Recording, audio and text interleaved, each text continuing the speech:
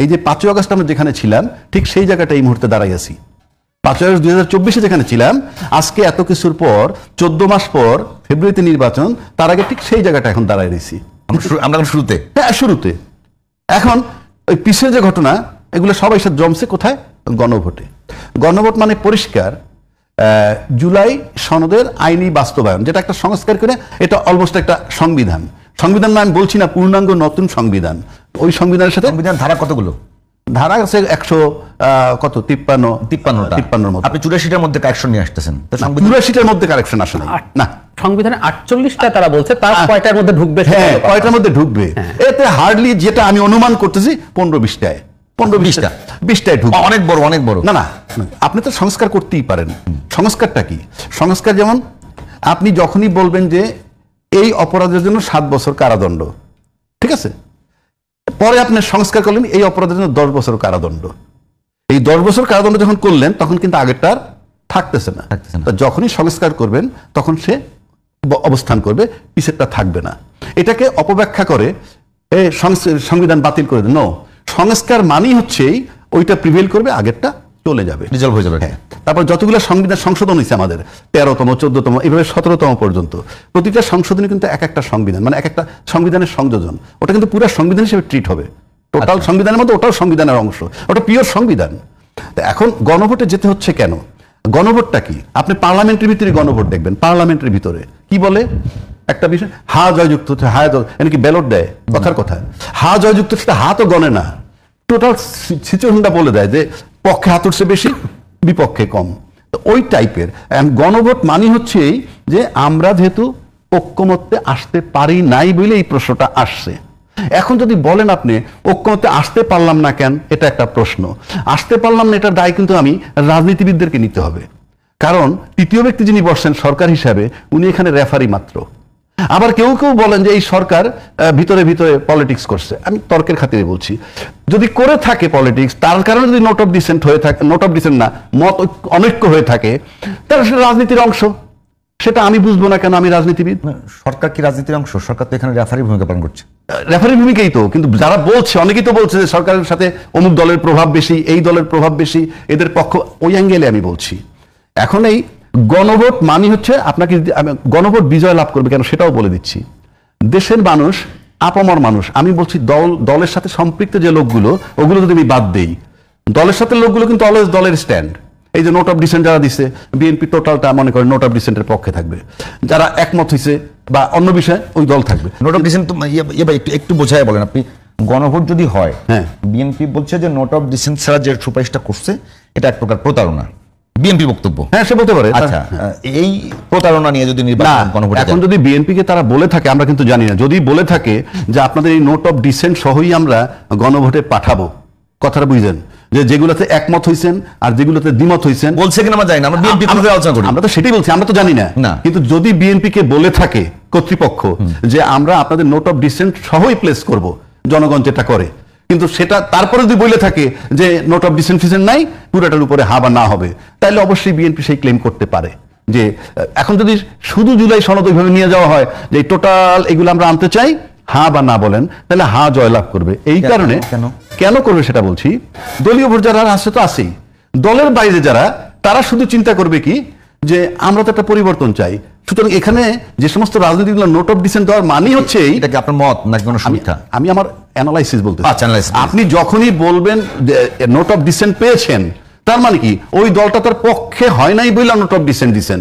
তো সাধারণ মানুষ মনে করবে যে এটা বোধহয় আমাদের পক্ষের, অর্থাৎ দলের বিরুদ্ধে গেছে।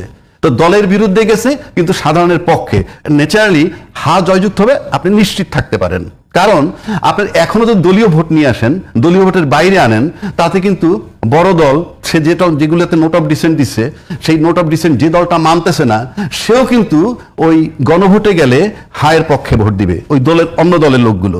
আর সাধারণ লোক যারা দলীয় নয় তারাও দিবে। সুতরাং জুলাই সনদের পক্ষে হাতে জয়যুক্ত হবে আমার কাছে মনে হচ্ছে। আমি অ্যাবসলিউট টার্মে কিছু বলতে পারবো না।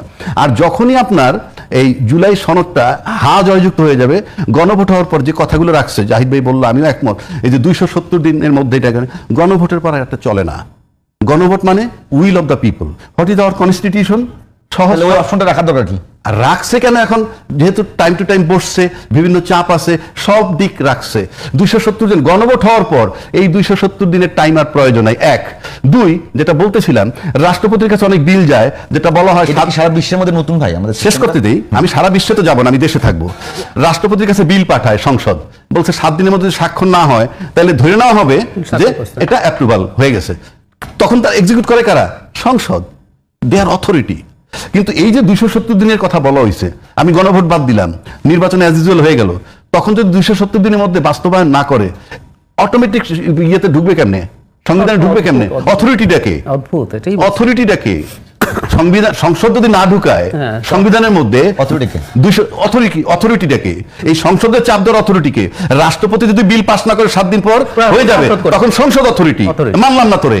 কিন্তু সংসদ যদি না করে, আমি সংসদে কেমনে বলবো এই বেটা তোর সংসদে বাইরে যা, পারবো বলতে? তাহলে অথরিটিটাকে, অদ্ভুত কথা, এটা খুবই অদ্ভুত।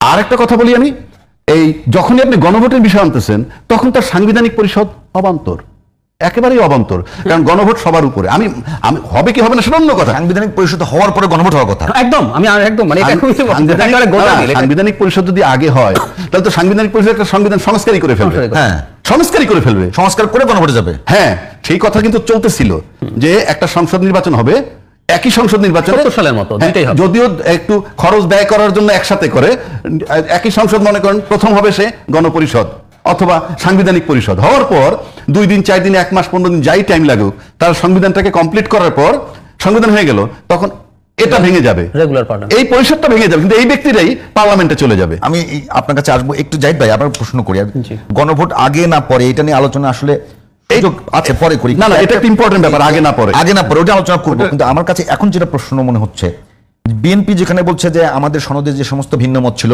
সেগুলো সুপারিশ না রাখা আমাদের সঙ্গে প্রতারণার শামিল, জি, মানে পুরো গণভোটটা কি প্রশ্নবিদ্ধ হচ্ছে না? হচ্ছে তো বটে। আমি একটা উল্টো জিনিস দেখাই, মানে আমরা এখন মানে আগে পরে তো পরে বিএনপি নোট অফ ডিসেন্টকে এখন পাত্তা দিচ্ছে না। আমরা একটু পাল্টা একটা কথা বলি, একটু একটা সিনারিও আমরা একটু চিন্তা করি, আমি আশা করি দর্শকরা জিনিসটা বুঝবেন মন দিয়ে খেয়াল করলে। বাস্তব পথে কি ছিল? একটা গণপরিষদ হবে। এনসিপি শুরু থেকে এই কথা বলছে, একটা গণপরিষদ হলো, এটা বলছে যে সংসদ এবং গণপরিষদ একই হোক। ওকে ফাইন, 70 সালের মতো ধরুন, তাত্ত্বিকভাবে ধরছি, ওই নির্বাচনে জিততকে ধরে নিলাম বিএনপি, ধরে নিলাম, সেই সম্ভাবনা বেশি। সংবিধান নিয়ে যত আলোচনা হতো, বিএনপির যেগুলো নোট অফ ডিসেন্ট ছিল, সেই গণপরিষদ তো প্রথম নিজেরা ভোটাভুটি করে কনস্টিটিউশন পাস করবে। নোট অফ ডিসেন্টের গুলো পাস হইতো না? হইতো না তো। জনগণের কাছে কোনটা করে গণভোটে যেত? হইতো না তো, কারণ বলতো আমি তো নোট অফ ডিসেন্ট দিয়েই আসছি। না, ওটা পাস হতো না। প্রাথমিক ধরুন আমি বলি, আমরা আপার হাউস করব, সবাই এই ইস্যুতে ডিবেট হইলো, সেটা ভোটাভুটি হলো, আপার হাউস পিআর না লোয়ার হাউসের প্রপোর্শন, বিএনপির লোয়ার হাউসের প্রপোর্শন হ্যাঁ জয়যুক্ত হয়েছে, সো এটা তার মতো হইতো। তাহলে কোন কনস্টিটিউশনটা গণভোটে যেত? যেটা বিএনপি চায়, এটাই তো সিস্টেম।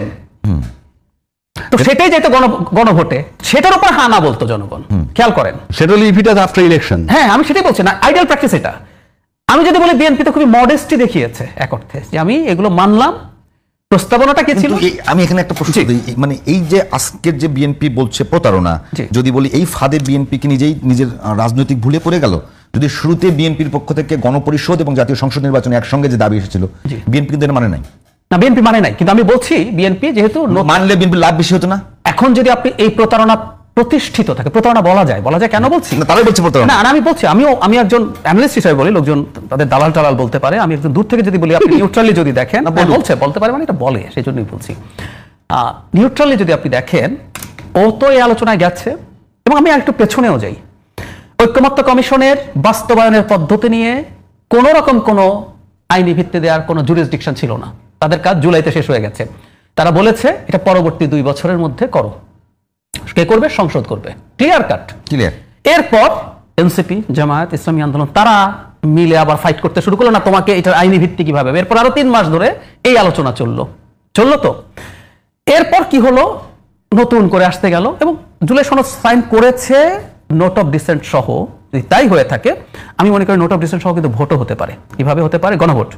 সেটা একটু বলি, একটু ছোট্ট, কোথায় কবে হয়েছে সেটাই শোনাতো। আমাদের প্রবলেম তো ভিন্ন, যে আমরা আগে গণভোট করতেছি, পরে যাব পার্লামেন্টে, এটাও তো নিয়ম না, আমরা নিয়ম ভেঙেছি। তো আপনি যদি বলেন জুলাই সনদ যেভাবে স্বাক্ষরিত হয়েছে সেভাবে আপনি এটাকে সংবিধানে ইনকর্পোরেট করা চান কিনা। আপনি আসলে গণভোট করছেন কেন? সংবিধানের যেহেতু বেসিক স্ট্রাকচার আপনি পাল্টাচ্ছেন, তাতে আপনি সংসদকে একটা কনস্টিটিউয়েন্ট পাওয়ার দিচ্ছেন, গাঠনিক ক্ষমতা দিচ্ছেন, সেটার মাধ্যমে সে করবে। বলা হচ্ছে যদি আপনি অ্যামেন্ড করেন সংখ্যাগরিষ্ঠের ভিত্তিতে গণভোট ছাড়া, তাহলে সম্ভাবনা আছে এটা কোর্টে কোনোদিন যদি চ্যালেঞ্জড হয় এটা বাতিল হয়ে যাবে। সেটার একটা সিকিউরিটি হিসেবে আপনি কাজটা করছেন। আচ্ছা, ওখানে দেখেন ব্যাপারটা কি হবে, এবং আমার একটা ফর্মুলা হচ্ছে এরকম, ন্যাশনাল ইলেকশনের দিনই গণভোটটা হোক, প্রত্যেক দল তার ম্যানিফেস্টোতে তার যে সংস্কার প্যাকেজ, বিএনপি তার সংস্কার প্যাকেজে ওই 9টা নোট অফ ডিসেন্ট সহ দেবে, এনসিপির একটা নোট অফ ডিসেন্ট আছে, সেটা সংস্কার প্যাকেজ একটা সহ দেবে, এবং সে এভাবেই ভোট চাইবে যে আমাকে এটাই ভোট দাও, এবং প্রত্যেকটা দলই বলে তাদের সমর্থন আছে। জাহিদ ভাই, আমরা ওই যে আগে পরের বিষয়টা পরে আলোচনা করছি, আমি যে কয়েকটা প্রশ্ন নিয়ে একটু সমাধানের। এক নাম্বার বিষয় যেটা হলো, এই যে জুলাই সনদ যে স্বাক্ষর হলো রাজনৈতিক দলগুলোর ভিতরে, এটা নিয়ে প্রশ্ন আছে যে জুলাই সনদের অঙ্গীকারে স্বাক্ষর করেছে রাজনৈতিক দলগুলো, জুলাই সনদ পুরোটা যদি এখন প্রশ্ন সরকারের পক্ষ থেকে যদি বলা হয় জুলাই সনদ যেটা আমরা দিয়েছি সেখানে কিন্তু অন্য কারো স্বাক্ষর নাই, দলিলের প্রত্যেকটা পৃষ্ঠা স্বাক্ষর থাকে। তো যদি সরকার মনে করে যে আসলে আমি এখানে কিছু অ্যাড করবো, অ্যাড করতে পারতো। জি, আপনারা হয়তো বলতে পারেন টেলিভিশনের সামনে কথা হয়েছে, এতগুলো টেলিভিশন লাইভ করেছে, জাতির উদ্দেশ্যে বলেছে, সেটা কোনো আসলে সেটা কিন্তু কোনো মানে ধর্তব্যের বিষয় নয়।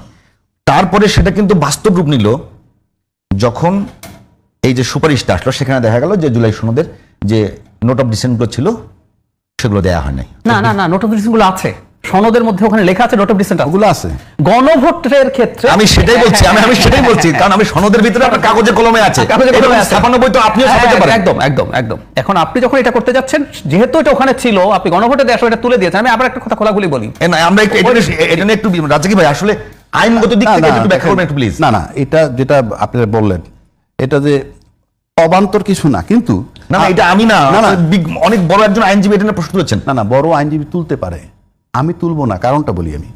আমি তো অথরিটি না, 1 2 number I don't have the document যে আমি সাক্ষ্য নিলাম কিসে, ভিতরে পরিবর্তন করলাম কিনা, এই কথাটা তো আমি বলতে পারি না। আমার কথাটা বোঝার চেষ্টা করেন, এই কথাটা আমি বলতে পারি না। কিন্তু এই যে প্রতারণার কথা বলতেছে যারা, they know the entire fact, তারা তো সব জানে, যারা আজকে বলতেছে এটা একটা প্রতারণা করা হচ্ছে, তারা সব জানে এবং তারা বলতে পারে। এখন কথাটা হচ্ছে এই, প্রতারণা বললে যেমন কিছু আসে যায় না, মানে এই যে প্রতারণা বলতেছে কিছু আসে যায় না, তো কথাটা বুঝেন। জাহিদ ভাই, আমি কি বুঝাইতে পারতেছি আপনাকে? বলতেছি জাহিদ ভাই, আমি বললাম জাহিদ ভাই প্রতারণা করছে, কিন্তু আমি কিছু করতে পারতেছি না তাকে। এই যে প্রতারণা বললে যেমন কিছু যায় আসে না, একইভাবে যদি নির্বাচনের পর পরবর্তী 2 বছরের মধ্যে যে বাস্তবায়ন করার কথা ছিল, যদি বাস্তবায়ন না করতো বা না করে, তাহলেও কিছু বলার ছিল না, বলার থাকবে না। তাহলে কি হলো? সেটাই আমি বলছি যে আমরা অবিশ্বাসের জায়গায় বহু আগে থেকে চলে গেছি, একে অপরকে বিশ্বাস করি না। তার যথেষ্ট কারণও আছে। এখন সব কারণ যে আমাদের খুলে বলতে হবে তা কিন্তু নয়।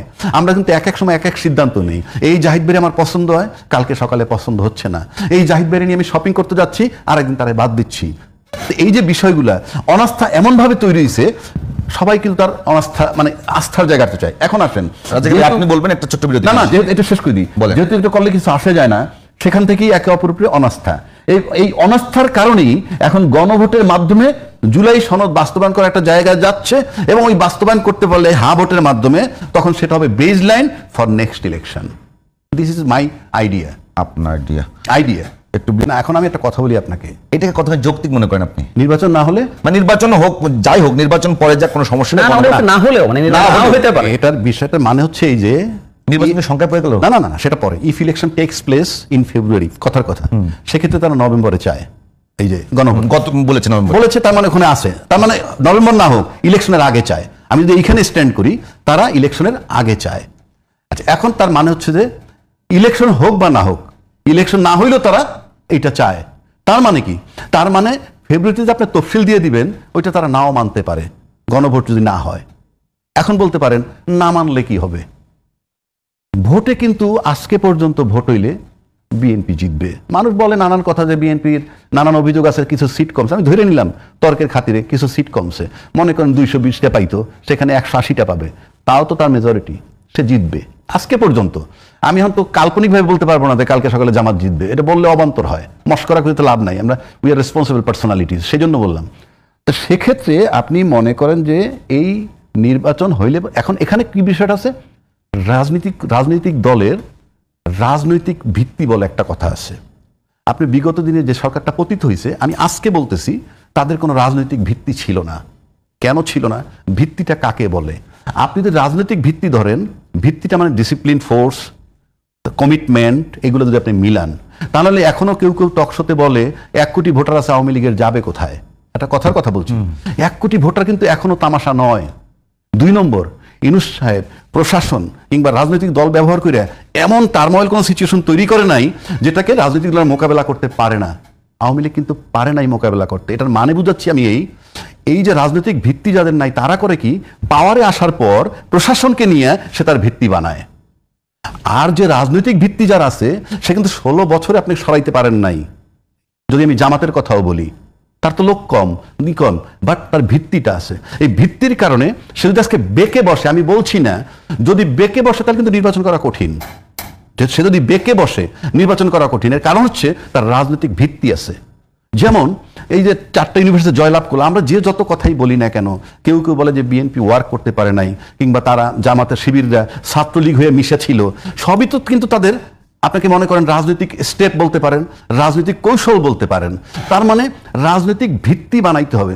রাজনৈতিক ভিত্তির জোরে যে কথা বলা যায় আর ক্ষমতায় গিয়ে প্রশাসন ব্যবহার করে ভিত্তি বানাবেন, দুইটার ভিতরে পার্থক্য আছে। এটা নিয়ে একটু জাহিদ ভাই একেবারেই, ভাই বলছে যদি বেঁকে বসে তাদের রাজনৈতিক ভিত্তি আছে। আমি তো দেখছি তাদের নির্বাচনটা কঠিন হবে, বর্তমান কথায় তো বেঁকে বসেছে অলরেডি। আর সবচেয়ে বড় কথা, আপনি শুরুতে যেটা বলেছিলেন যে বর্তমান যে সুপারিশ গেছে, সেই সুপারিশে বিএনপি সবচেয়ে বেশি বঞ্চিত। জামাত এবং এনসিপিকে বলা হচ্ছে তারা তাদের সুপারিশগুলো, তাদের যে চাওয়াগুলো এখানে বেশি বাস্তবায়িত হয়েছে। এই অবস্থায় এসে যেখানে গণভোট নিয়ে অনেক একটা সংখ্যা তৈরি হয়ে গেছে, আজকে আবার সরকারের পক্ষ থেকে সংবাদ সম্মেলন করে বলা হলো যে 15 তারিখের মধ্যে নির্বাচনের সব প্রস্তুতি শেষ করতে। এই দুইটার মধ্যে কোনো কানেকশন পান? নিশ্চয়ই আছে, নিশ্চয়ই আছে। সরকারের একটা বৃথা চেষ্টা। আপনি বারবার বলে ডেট দিয়ে যে অনিশ্চয়তা তৈরি হয়েছে, লাভ হবে না। নিশ্চয়তা কিন্তু একটা পারসেপশন। আপনি খেয়াল করবেন, এই সরকার প্রধান উপদেষ্টা রিপিটেডলি বলেছেন নির্বাচন হবে, নির্বাচন হবে। উনি দেশের বাইরে, দেশের রাজনৈতিক দল যখন যায় সবাই সতর্ক থাকুন, হবে। সেদিন একটা শোতে আমি রাজ্জাকি ভাইয়ের সাথে ছিলাম, আমরা আলাপ করছিলাম। আপনি তারপর না বিভিন্ন জায়গায় গেলে ফিসফাস শুনবেন, সেটাই বলছি। মানুষ জিজ্ঞেস করে নির্বাচন কি হবে। আমি মানুষ কেন, নিজ দলের লোকে আলাপ করে। সো এই অবিশ্বাসটা কেন? তার মানে আপনি গায়ের জোরে আস্থা আনতে পারবেন। আস্থা কিন্তু একটা মানে পারসেপশন, এটা ভুল হতে পারে কিন্তু এটা এক্সিস্ট করে, ডিটারমিনেশন থাকতে হবে, এটা এক্সিস্ট করে। আপনি দেখবেন তুই অনাস্থা ছিল, এইসব বলে টলে লাভ হবে না, বরং আস্থার পরিবেশ আরো নষ্ট হয়েছে, একদম সোজাসুজি। এবার আমি পাল্টা কথা বলি, জামাত শক্তিশালী, জামাতের গ্রাউন্ড আছে, ও বললো এটা না হলে আমি নির্বাচনে যাব না। বিএনপি যদি বলে এগুলা দিয়ে আমি নির্বাচনে যাব না, এই একই রেজাল্ট, একই প্রশ্ন, একই প্রশ্ন, রেজাল্ট একইও না, আবার ইভেন আরো খারাপ বলবো আমি। মানে জামাত নির্বাচন করে এনসিপির সাথে নির্বাচন করে জামাত ক্ষমতায় যাবে, বুঝেন আপনি? আমি জন্য বলছি সব দিকে এই পরিস্থিতি আছে, এই জন্য আমার একটা আন্ডারস্ট্যান্ডিং আছে। আচ্ছা, প্রথম কথাটা হলো আমি একটু জনাব তাহেরের এটা একটু অ্যাড্রেস করতে চাই। আমাদের জাতির জন্য যদি একটা জিনিস বেছে নিতে বলেন, সংস্কার বা এই গণভোট আর নির্বাচন, ধরলাম আমরা ডক্টর ইউনূসের অধীনে কোনো সংস্কার হবে না, একটা নির্বাচন হয়ে ডেমোক্রেটিক সরকার আসবে, তারপর কি হবে সেটা অন্য আলোচনা। কিন্তু সংস্কার একটা, মানে আমরা একটা গণভোট করে সংস্কারকে ঠিক করে ফেলবো, এরপর নির্বাচন হবে না, এরপর বাংলাদেশ এই সরকার থাকবে না, তার জায়গায় আরেকটা তত্ত্বাবধায়ক আসবে, না মিলিটারি সরকার আসবে, এটা আরো কয়েক বছর থাকবে, এই অপশন নেব, নাকি গণভোট দরকার নাই, একটা নিয়মতান্ত্রিক আমাদের যে সংসদ নির্বাচন সেটা নেব। আমি কিন্তু সংসদ নির্বাচন নেব। আমার আন্ডারস্ট্যান্ডিং হচ্ছে দুটো নিয়েই, সংস্কার এবং নির্বাচন নিয়ে যেতে পারলেই সবচেয়ে ভালো। কিন্তু আপনাকে একটা যদি বাঁচতে বলে, সেটা কোনোভাবেই সংস্কার না। একটা যদি বাঁচতেই হয় আপনাকে, কেউ তো একটা বাঁচতে বলেনি এখন না। তাহেরে কিন্তু আমি উনি ওজন দিয়ে দিয়েছেন, রিডিং বিটুইন লাইনস আছে, উনি কিন্তু ওজন দিয়ে দিয়েছেন। নির্বাচন না হইলেও, মানে ধরে নিলাম এটা হইলো না, যদি না হলেও আর কি, হ্যাঁ, ওইটা দরকার না, কিন্তু আমার আগে এটা লাগবে। উনি কন্টেন্ট এরকম আমি পড়েছি যে এটাই বেশি জরুরি, এটা হতে হবে, এটা উনি বলছেন। তাত্ত্বিকভাবে বলছি, সংস্কার টংস্কার গণভোটে পাশ হলো, মানে এরপর দেশ কোথায় গেল, কি গেল।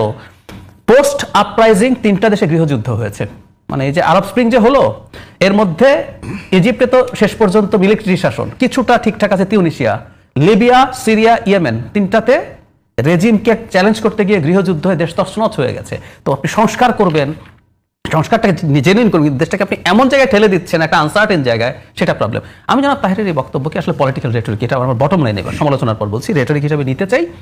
কারণ হচ্ছে আমি বিশ্বাস করি না জামায়াতে ইসলামী এত বড় ভুল করবে।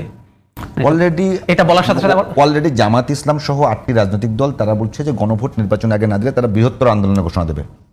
কার বিরুদ্ধে? সরকারের বিরুদ্ধে।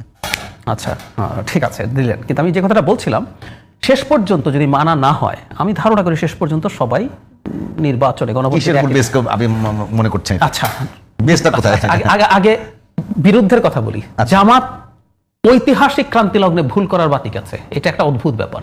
মানে যে পাকিস্তানের জন্য জামাত বাংলাদেশের বরাবরই 99 রানে গিয়ে আউট না, এরকম না, যে পাকিস্তানকে টিকিয়ে রাখার জন্য সে বাংলাদেশের স্বাধীনতার বিরুদ্ধে অবস্থান নিল, সেই জামাত পাকিস্তান চায় নাই। 47 সে ভারত চাইছিল, যখন এই মাটির সবাই পাকিস্তান চাইছে। তারপর আপনি 71-এ দাঁড়ালেন বিরুদ্ধে। 86-তে এই ভূমির লোকজন এরশাদের সাথে অ্যালাইন্ড হওয়াটাকে বেইমানি মনে করেছে। আওয়ামী লীগের সাথে যে জামাত বেইমান হয়েছিল আমরা অনেকে জানি না বা মনে করিয়ে দেই না। আজকে এরশাদ খারাপ, জাতীয় পার্টি খারাপ হাসিনার সাথে গেছে বলে, জামাত এরশাদের সাথে গিয়েছিল তো হাসিনার সাথে, it's true, documented fact. So ইতিহাসের ক্রান্তি লগ্নে তার ভুল করার প্রবণতা আছে। অনেকে বলে, আমি নিশ্চিত নই। 8 সালের নির্বাচন, আমি নিশ্চিত না এই নির্বাচনের রিগিং নিয়ে প্রশ্ন আছে। এই নির্বাচনে জামাত সম্ভবত বলা হয়, আমি বিএনপির খুবই বড় নেতাদের কাছ থেকে শুনেছি, কিন্তু আমি যেহেতু কোথাও ডকুমেন্টেড ইয়ে পাইনি, সেটাও জামাতের চাপে বিএনপিকে নির্বাচনে যেতে হচ্ছে। জামাত আবারও ভুল করতে পারে, কিন্তু ভুল করবে না। আবার কেন বলি, বাংলাদেশে একটা আনসার্টেনিটি যদি তৈরি হয়, ধরুন শেখ হাসিনা বলেছিল 11 আমাদের আন্দোলনের ফসল, 11 হয়েছিল। শেখ হাসিনাকে পরে চুজ করা হয়েছিল, কিন্তু 11-র মূল থিম কি ছিল? -2, তাই না? ফেল করলো, পরে তারা শেখ হাসিনার সাথে নেগোশিয়েট করেছে। প্রথম শেখ হাসিনাকে, তারা আন্দোলনের ফসল হলেও শেখ হাসিনাকে কি করতে চেয়েছিল? তার দলকে মাইনাস করতে হয়েছে। সুতরাং এই ধরনের কিছু হলে কেউ ভালো থাকবে না এবং রাজনৈতিক দলগুলো সবার আগে সাফার করবে। এই কারণে আমি বিশ্বাস করি যে কোনো একটা জায়গায় তাদের এই সদবুদ্ধি, এটা সব দল, বিএনপি, জামাত, এনসিপি, ইসলামী আন্দোলন যারা আছে সবাই এটা বুঝতে পারবে। এই জন্য আমি আশা করি যে এটা পলিটিক্যাল রেটরিক চাপ দেওয়ার জন্য করছেন, তারা শেষ পর্যন্ত সবাই নির্বাচন সবাই করবে। মানে জাহিদ ভাইয়ের বিশ্বাসের জায়গা আছে, বাস্তবতা এখন পর্যন্ত আমরা দেখতে পাই না। একটু লজিকও দিলাম আর কি, বিশ্বাস মানে হচ্ছে লজিক দিলাম, হচ্ছে তাদের ভয় কাজ করার কথা। একেবারে ভোটের দিন না, মানে জাতীয় নির্বাচনের দিন না আগে, মানে এই যে ডিবেটটা, মানে কোন দিকটা আসলে আপনি একটু ব্যাখ্যা করবেন যে কোন দিকটা আসলে খুব গুরুত্বপূর্ণ? আমার কাছে যদি ব্যক্তিগতভাবে, তার আগে একটু জাহিদ ভাই একটা কথা বিনয়ের সাথে একটু জবাব দেই, যে বললো যে আওয়ামী লীগ জামাত আন্দোলন করেছে। আন্দোলন করেছে বলিনি, নির্বাচন করেছে এরশাদের সাথে 86-তে। হ্যাঁ, নির্বাচন করেছে।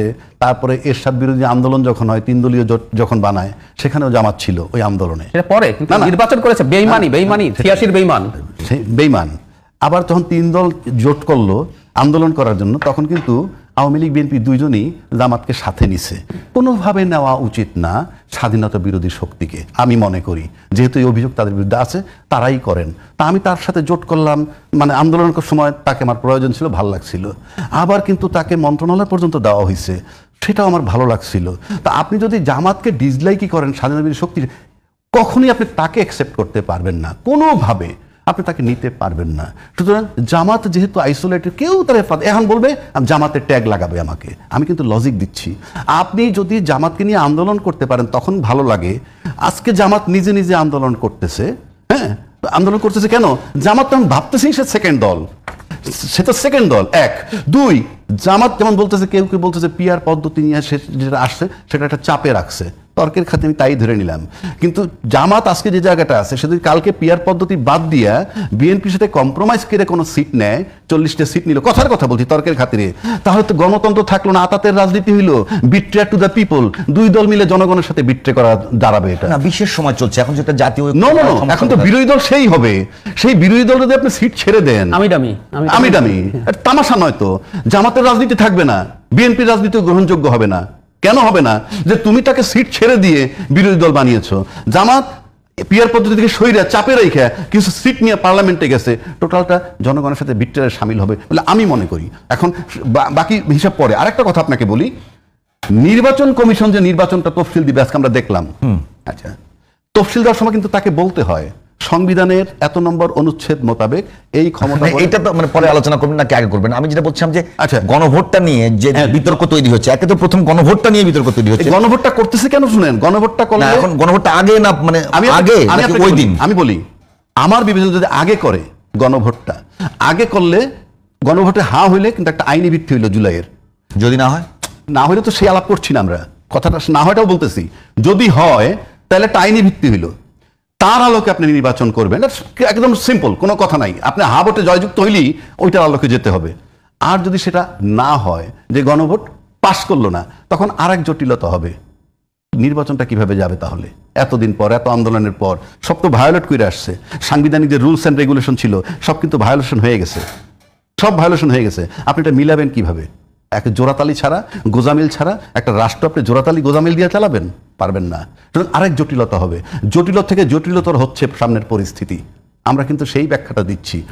অনেকে বলে না আমরা জটিল করি, আলোচনায় ডাকছেন তাই বলছি, শুনলে শুনবেন, না শুনলে না শুনবেন। আমি একটু কথা বলি, আপনার কথা যদি আমি ভুল না বুঝে থাকি, গণভোটটা যদি আগে হয়, জি, সেক্ষেত্রে নির্বাচন নিয়ে শঙ্কা তৈরি হচ্ছে। সংখ্যা তৈরি হচ্ছে না। না, আমি আপনার গণভোট হ্যাঁ হলে, না হ্যাঁ হলে নির্বাচন করতে পারবেন, না হলে ওইটার আলোকে, আর না হলে জটিল হবে, নির্বাচন নিয়ে শঙ্কা তৈরি হচ্ছে। অবশ্যই আপনি কিভাবে তফসিল দিবেন? প্রশ্ন হলো পুরো গণভোটের যে প্রক্রিয়া, এটা নিয়েই তো বিএনপির সবগুলো জায়গাতে তাদের অভিযোগ। এখন একটা জিনিস, এখন যদি বিএনপি আমি একটা কথা বলি, বিএনপি যদি এই গণভোট, আমি আপনার বিএনপি যদি এই গণভোটকে তারা হ্যাঁ না বলে, বিএনপি যারা আছে ধরেন 35%, আর ফেসিবাদী যে শক্তি আছে তারা তো না চাইতেই পারে, ভাই যেটা বলছিলেন, সেক্ষেত্রে এই গণভোটে জুলাই সনদ পাশ হওয়ার কোনো সম্ভাবনা আপনি দেখছেন? আপনি তো, আমার কাছে মনে হয় যে বিএনপি আর পতিত সরকার যদি ধরেন যাদের, তাদের ভোট যদি আপনি এইদিকে নিয়ে যান, আরেকটা দলের কথা কিন্তু আপনি বলতেছেন না, আপনি নিজেই সন্দিহান তারা কোথায় ভোট দিবে। কিন্তু ধরেন জামাত দিল ওদেরকে, জামাত এবং এনসিপি হাতে ভোট দিল, সাধারণ জনগণটা আপনার কাছে কি মনে হয় কোথায় যাবে? সাধারণ জনগণ কি এই দুই দলের মধ্যে নাই? সাধারণ জনগণ দলে থাকবে কেন? দল যারা দলের বাইরে, যারা দলের বাইরের ভোট তো আপনি ভ্রাম্যমান ভোটার কথা বলছেন? ইয়েস, ফ্লোটিং ভোট, যারা নির্দলীয়, কোনো দল করে না। ওকে, নির্দলীয় ভোট কত পার্সেন্ট? না, সেটা কোথায় যাবে? ধরলাম হাত দিকে গেছে, হ্যাঁ উইন করবে, কি লিখে রাখেন উইন করবে। আমি একটা ছোট বলি রাজাকি ভাই, যদি হ্যাঁ ওইদিকে যায়, আচ্ছা বিএনপি যদি হার্ডকোর ভোটার 35% হয়, 35%, আমি বলি আওয়ামী লীগের যদি আওয়ামী লীগ জাতীয় পার্টি সহ মিলে যদি সব যদি 20% হয়, তাহলে তো 55% হয়ে গেল। কোথায়? আপনি যে 35% ধরতেছেন হার্ডকোর ভোট 35 এবং বিএনপি এবার নির্বাচনে ওই যে আপনি বলেন সাধারণ ভোট পেয়ে, আপনি কি মনে করেন 35% ভোটার মানে কি তামাশাই 35% ভোটারই যায় কমপ্লিটলি? না। আচ্ছা আপনি বাড়ায় ধরছেন, বাদ দেন, ঠিক আছে 35 আর 20 কোথায় ধরলেন? মানে আওয়ামী লীগ জাতীয় পার্টির কত পার্সেন্ট ভোট আছে? সব মিলে, সব আওয়ামী লীগের 20% আছে। আপনি যদি ওইভাবে আমি বলি ওইভাবে আপনি 55 নিয়ে জিতে যেতে পারেন, কথার কথা বলছি, but reality is not that.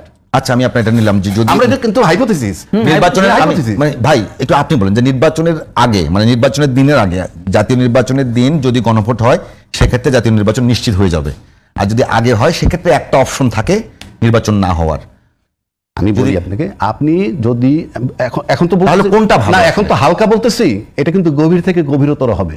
যদি আপনার জুলাই সনদের আইনি ভিত্তি হা ভোটের মাধ্যমে হয়, আমরা তো হান গণভোটে আছি, হায়ের মাধ্যমে যদি জয়লাভ করে তাহলে কিন্তু কোনো অপশন থাকবে না, এইটার আলোকে আপনি নির্বাচনে যাবেন, তাহলে কিন্তু আপনি আইনি ভিত্তি পাচ্ছেন। আর এটা যদি না হয়ে যায় আপনার তফসিল দেওয়ার জটিলতা হবে, তাকে বলতে হবে, সব ভেস্তে যাবে। ইয়েস, জটিল হবে। ভেস্তে যাবে কিনা একটু এই চ্যালেঞ্জ আমি করছি। ডাক্তার জাহিদুর রহমান আপনার কাছে শুনি। ভেস্তে যাবে না, আমি একটা উদাহরণ দিই। ধরুন আমরা সংস্কারের পথে গেলাম না, হতে পারতো তো নেপালে সংস্কার কিছু করবো না, আমি একটা নির্বাচন দিয়ে চলে যাবো বলেছে। কিভাবে দিবেন একটু খেয়াল করি, আপনি আবার খেয়াল করেন, নেপালে এই ঘটনা ঘটলো তো, আমাদের সংস্কার হলো না, একটা থট এক্সপেরিমেন্ট করি, আমাদের দেশে কি নির্বাচন হতো না? কি মনে হয়? এই তো প্রশ্ন, আমাদের দেশে কি নির্বাচন হতো?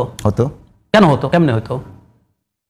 তাহলে প্রথম ওই সরকার চলে যাওয়া 3 মাসের মধ্যে 11 সরকার সরকার চলে 3 মাসের মধ্যে। আমি আরো উদাহরণ দিয়ে পয়েন্টে আসছি। 11 সরকার তত্ত্বাবধায়কের একটা ফাঁক গলে ঢুকেছে, তখন তত্ত্বাবধায়ক ছিল, সুনির্দিষ্টভাবে 3 মাসের কথা বলার কথা ছিল, 2 বছর থাকলো, নির্বাচন দিল, কেমনে দিল? পরবর্তী কোনো গণভোট দিছিল না, দিয়ে যাওয়ার পরে সংসদ পরে একদম তাই। আমি এই জায়গাটাতেই আসছিলাম, আমাদের পরবর্তী সংসদে র্যাটিফিকেশন লাগবে, সেটা গণভোট না হলে কিছুই না। গণভোটে যদি আপনি একটু বলবেন 11 সরকার আর অন্তর্বর্তীকালীন সরকার দুটো প্যাটার্ন কি এক? প্যাটার্নের প্রশ্ন না তো, আমি আবারও বলছি প্যাটার্নের প্রশ্ন এটা না। প্রশ্ন হচ্ছে আপনি যেহেতু সংবিধান ভাঙার আলাপ করছেন, সংবিধান ভায়োলেট করার ইতিহাস আমাদের বহুবার আছে, করে আমরা পরবর্তীতে সেটা র্যাটিফাই করেছি। আপনি সঠিকভাবেই বলছেন এটা আমাকে র্যাটিফাই করতে হবে, কারণ 3 মাসের মধ্যে নির্বাচন হয় নাই তো, আমরা অলরেডি সংবিধান ভায়োলেট করে ফেলেছি, সুতরাং এটা র্যাটিফাই করতে হবে। জুলাই সনদ বাস্তবায়ন করলেও, গণভোটে হ্যাঁ জয়যুক্ত হলেও করতে হবে, কারণ জুলাই সনদে পড়ে দেখেন কোথাও এই জিনিসটার কথা লেখা নাই যে আমি এখানে যে সংবিধান লঙ্ঘন করলাম সেটা বাস্তবায়িত হয়ে গেছে, নাই। তো গণভোট দিলেও এটা হবে না, আপনাকে এটার জন্য ইভেন গণভোটের পরেও আলাদা করে এটাকে র্যাটিফাই করতে হবে। একটু রাজ্জাকি আপনার কাছে এই বিষয়টা শুনবো একেবারে একটু শেষ দিকে টাইম। তারপর গণভোট হওয়ার পরে, গণভোটটা মানে হলো উইল অফ দ্য পিপল, সেখানে গণভোট যার উপর নিচ্ছেন সেখানে তো এটা নাই। কার উপরে? গণভোটে হ্যাঁ কি না? গণভোটে তো আপনি এই যে সংবিধান ভায়োলেট করেছেন সেটা নাই। দরকার নেই তো আমার, আমি তো গণভোট নিচ্ছি। কিসের উপরে? ওই যে সংবিধান সংস্কারের যে জুলাই সংসদে বানাইছে বলা আছে কি নির্বাচন, হ্যাঁ, ওটা বলতে নাই 3 মাস রাজ্যকে ভাই করতে দেন না আমাকে। আচ্ছা, আপনি বলেন, আগে আপনি শেষ করবেন তো। আপনি যখন গণভোট হয়ে যাবে তখন ওইটার আইনি ভিত্তি হলো জুলাই সনদের, হ্যাঁ, তার আলোকে নির্বাচন হবে। এখন কিভাবে সেকেন্ড হাফ জাহিদ ভাই যে কথাটা বললো 111-এর যে কথাটা বললো, ওখানে কিন্তু সব সাংবিধানিক, শুধু মেয়াদটা যে বাড়ছে সেইটা সাংবিধানিক নয়। মেয়াদ সেখানেও 3 মাসের ছিল, কিন্তু সরকারটা কিন্তু তত্ত্বাবধায়ক সরকার। সংবিধানের ভিতরে তত্ত্বাবধায়ক সরকার কথাটা ছিল, সংবিধানের ভিতরে তত্ত্বাবধায়ক সরকারের কথাটা ছিল, তাই সে তত্ত্বাবধায়ক সরকার হিসাবে ওই সংবিধানকে ব্যবহার করছে এবং ওই সংবিধানকে ব্যবহার করে সে টাইম এক্সটেন্ড করছে। আর এই যে অন্তর্বর্তীকালীন সরকার সংবিধানে নাই, যে সরকারের কথা ওই সংবিধানে বলা নাই, সেটার ভিতরে ঢুকে কিভাবে বলবে, সে কিভাবে ওইটার আলোকে মেয়াদ কিভাবে বাড়াবে? সে ওটা তো শেষ, ওই নির্বাচনের প্রশ্ন তো এখানে অফ। আমি তো অন্তর্বর্তীকালীন সরকার, আর আগেরটা ছিল তত্ত্বাবধায়ক সরকার, যার কথা সংবিধানে বলা ছিল, শুধু সময় বৃদ্ধি সেটাকে রেটিফাই করছে। আর একটা অন্তর্বর্তীকালীন সরকার সংবিধানে নাই। আমার কথা যে আজকে আমি আলোচক হিসেবে এখানে যদি আমার নাম না থাকতো আমি আসতে পারতাম? আমি আসছি বলে টকশোতে ঢুকছি, তো আমি এটার ভিতরে না ঢুকে আমি কথা বলবো কিভাবে? আমি এটার ভিতরে বাইরে বসে যদি এই টকশো নিয়ে কথা বলি, এটা রিলে হবে টিভিতে? না। তো দ্যাট ইজ দ্য থিং। আপনি অন্তর্বর্তীকালীন সরকারটা পূর্ণাঙ্গ সরকার, এই পূর্ণাঙ্গ সরকারের দায়িত্ব, পূর্ণাঙ্গ সরকার গণভোটের অ্যারেঞ্জমেন্ট করছে, মানতে বাধ্য। পূর্ণাঙ্গ সরকার সে, একটা সরকার চলে গেছে আর একটা সরকার আসবে, মাঝখানে 2 দিন থাকুক আর 2 বছর থাকুক, কিছু কি পূর্ণাঙ্গ সরকার। এই সবকে জুলাই সনদে থাকবে? কোথায়? আপনি যে কথাগুলো বললেন জুলাই সনদে কি আছে সেটা তো আরো ডিটেইলস পরে আসবে। সরকারকে রাটিফাই করতে হবে। না না, আমি জুলাই সনদের আগে একটু বলি, মানে এই সরকার সংবিধানের বাইরে না, সনদে নাই তো এগুলো। এই সরকার সংবিধানের বাইরে না, আমি সংস্কারের তো বাইরে না, আমি বলছি সংবিধানের বাইরে না, সেটা এই সরকার হ্যাঁ অ্যাবসলিউটলি সংবিধানের বাইরে।